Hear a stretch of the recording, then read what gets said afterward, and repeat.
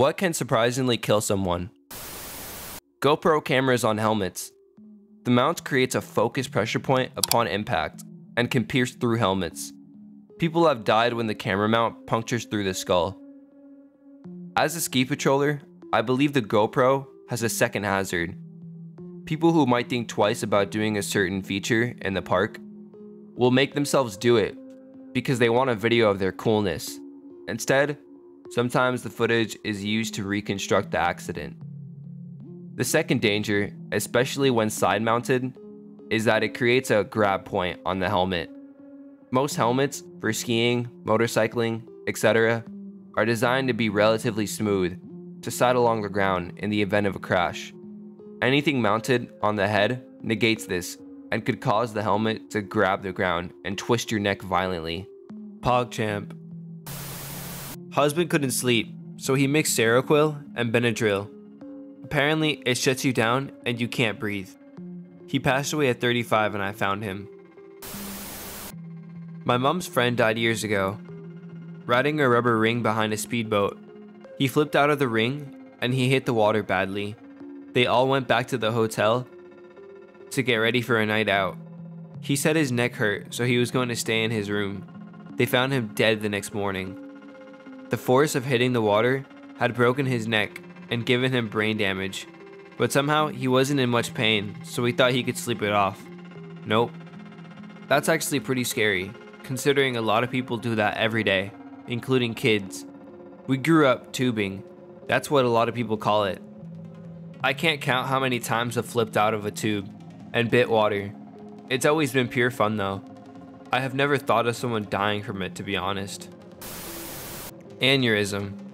According to experts' trusted source, the pressure caused by holding in a sneeze can potentially lead to the rupturing of a brain aneurysm. This is a life-threatening injury that can lead to bleeding in the skull around the brain. Nitrogen narcosis. As a scuba diver, it's something I need to be careful of. As elementary science teaches us, nitrogen is by far the most abundant gas in the Earth's atmosphere. Under normal circumstances, inhaled nitrogen gas is immediately exhaled. However, under pressure, like when diving, some of that nitrogen can enter the bloodstream.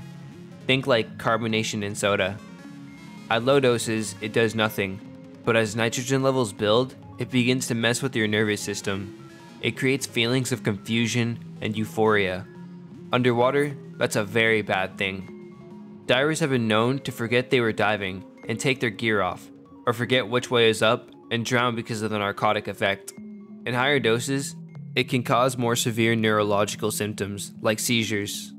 This almost happened to me. When I was doing my certification training, our instructor took us down to 100 to 120 feet on only my second or third dive. I got very loopy and remember touching my regulator and thinking, I don't really need this, and that I could breathe underwater without it if I wanted to. Luckily, there was a piece of my brain that yelled, "No!"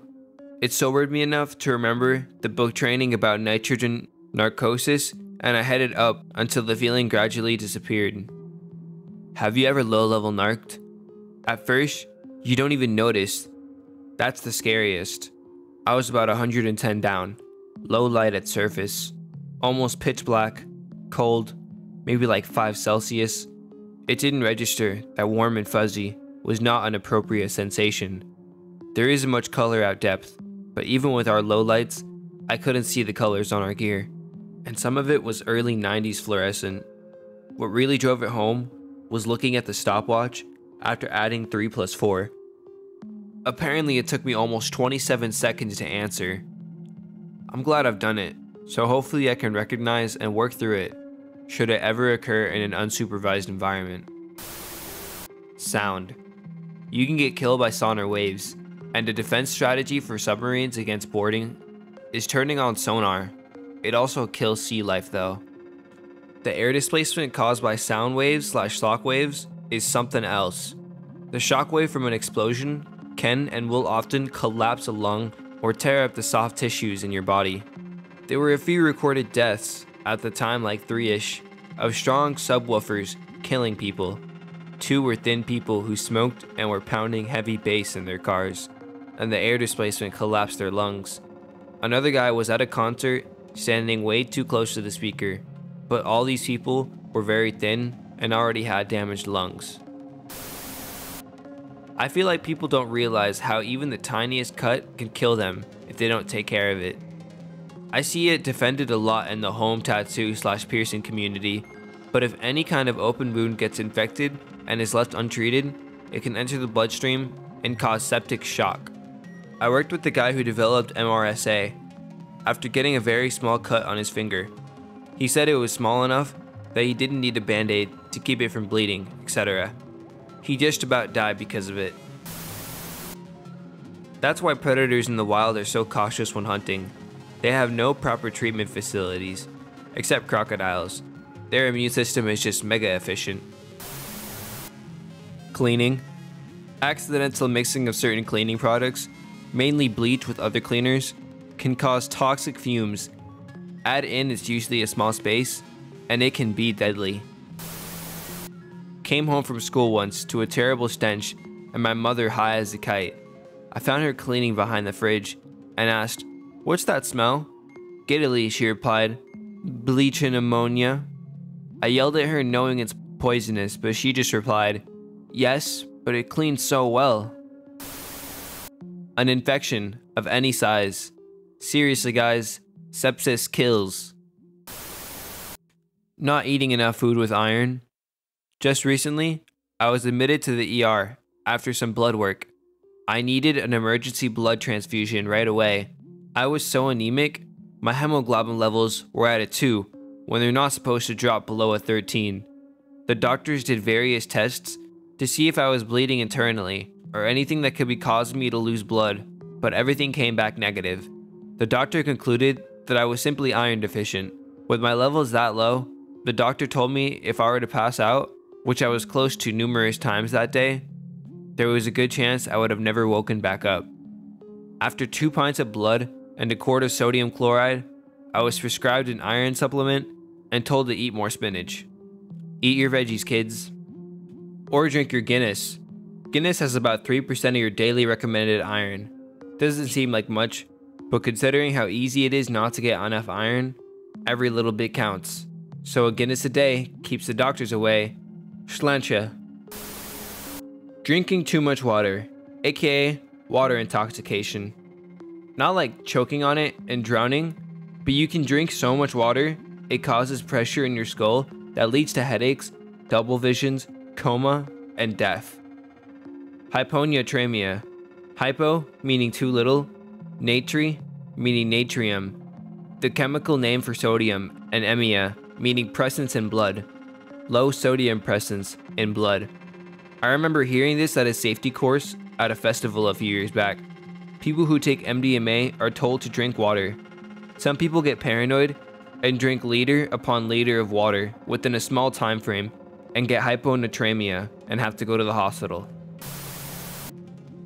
An epidural. Not sure if it's surprising, but I'd say rare. I've never heard of anyone else dying from one except for my cousin's wife. She had one almost 30 years ago now, and the sleep-deprived doctor who administered it put it in the wrong spot and it went straight to her heart. She died moments later. I remember someone calling me a troll for lying and scaring women out of epidurals when I commented this once, hence why I feel it worthy to include. Stress. It's eating away at you mentally and then moves onto your body. Before you know it, you're eating yourself to death or starving yourself to death, or just hurt yourself directly in order to cope. Boredom. Chronic boredom can lead to depression and loss of passion.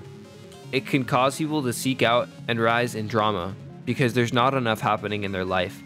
It can sit on your shoulders and remind you of all the bad things that have happened. It can also lead to people doing some really stupid things, including hard drugs or various forms of gambling. I've heard popping pimples around/inside your nose can cause an infection that can kill you. Essential oils kill, mostly children and animals. Tea tree oil, for instance, kills dogs and cats, so don't use it as flea repellent. Abalone/pawa. When they stick a rock, pretty much nothing can pry them off. My friend's auntie had a clump of her hair clamped down by one of them while snorkeling, and she drowned. Not drinking alcohol. People that have alcohol dependencies that suddenly stop will start withdrawing, which sometimes results in seizures.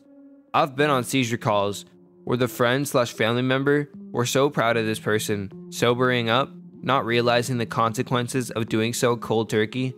Most of the time, the seizure stops on its own and they get medical help, but definitely can result in death. Sudden unexplained death syndrome.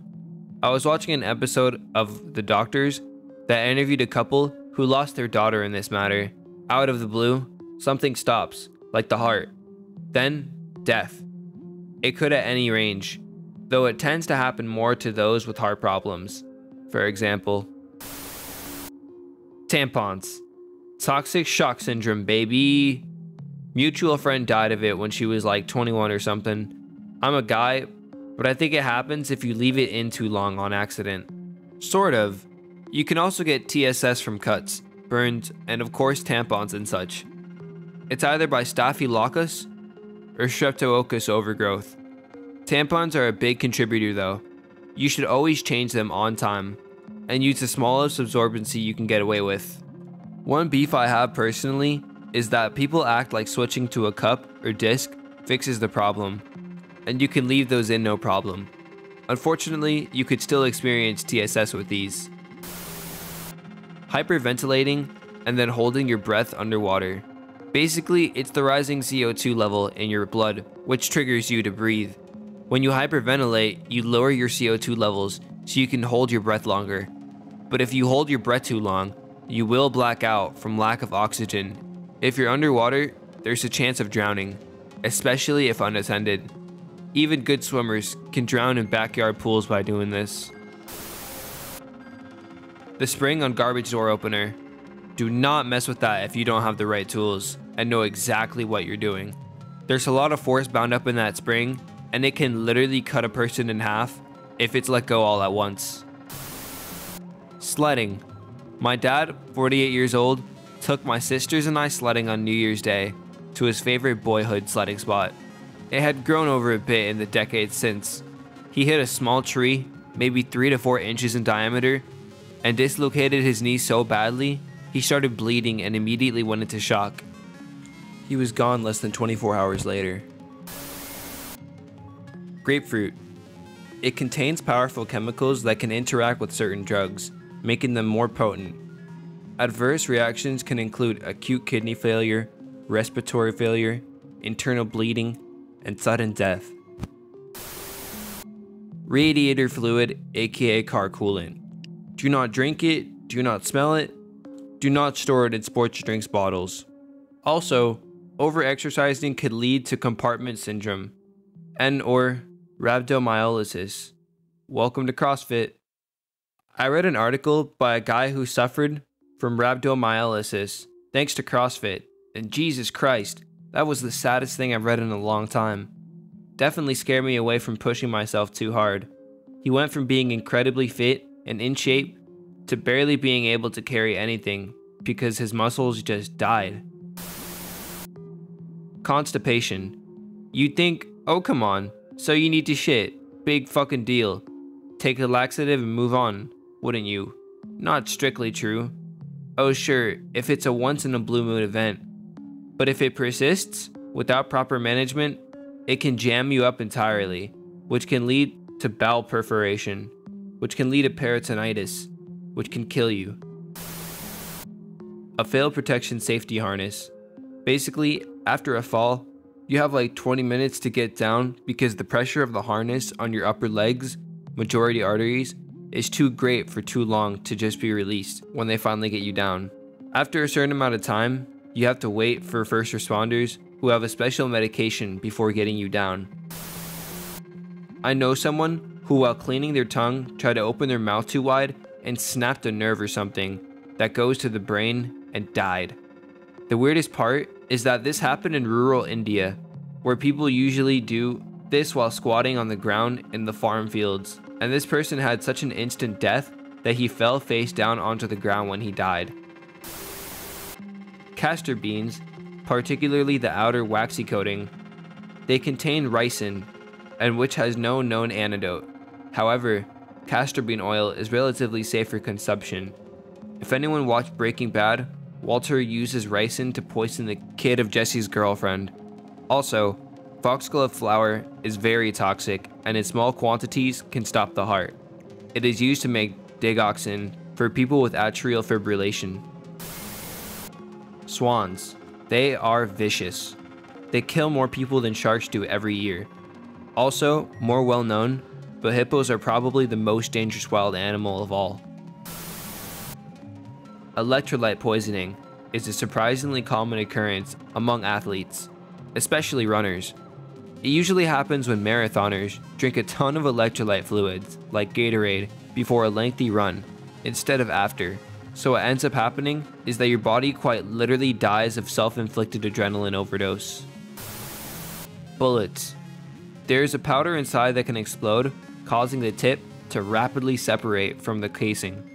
The tip can have enough energy, particularly if in a tube that is only open on one end, to penetrate flesh, causing loss of blood or damage to internal organs. Blood and organs are needed for life. Be careful slapping people across the face with an open hand. If you catch them at the wrong angle, even a light strike can perforate their eardrum. Doesn't kill them, but still way more serious a consequence than expected. Not breathing in carbon dioxide. Although we need to breathe oxygen to live, it is inhaling CO2 that triggers our impulse to breathe, and without it, we suffocate, also known as oxygen toxicity. If you're in a trench, and the trench caves in, even if the dirt only comes up to your waist, you could still die within minutes. Soil can weigh as much as 135 pounds per cubic foot, so the sheer weight of that dirt would be enough to completely cut off the circulation to half your body. It would be a slow, agonizing death while someone tries and tries to dig you out. Problem is, you may not even realize the seriousness of the situation at first. You may not realize the difficulty in digging out of that much dirt to get you free until it's too late. Ibuprofen.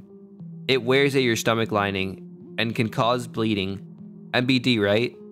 Wait, a buddy of mine tore something and was in unholy amounts of pain. Doc gave him 800 milligrams of Ibu for it and told him to take it 3 times a day. After the second dose, he took a nap.